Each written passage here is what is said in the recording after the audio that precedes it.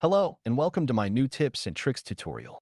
Imagine if you open your architectural template for a new project and find your screen empty from the upper command ribbon and both the properties and the project browser palettes. Whether this happened accidentally or you have no idea how did it happen, don't worry.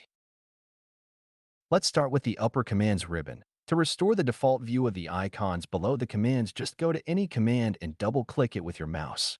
This will restore your typical view of the ribbon. To restore the project browser, you will need to go to the View tab and click the User Interface tab.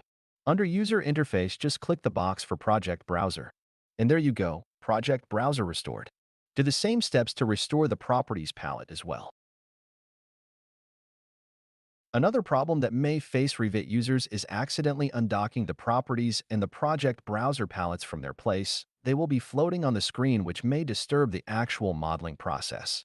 This can be solved by clicking and holding the mouse on the upper part of the palette, then carefully drag the palette to its docking place until you see the blue rectangle, then release your mouse.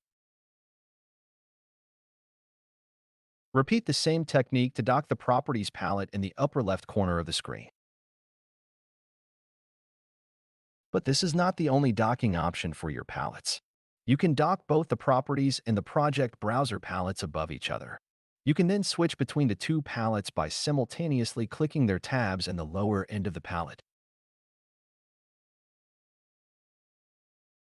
You can undock the United palette at any time and separate it to the original two palette form by clicking and holding the mouse on the tab of one of the palettes and dragging it away from the other palette.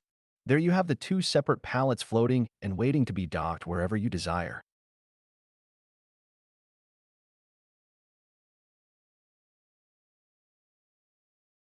You can dock each palette on opposite sides of the screen.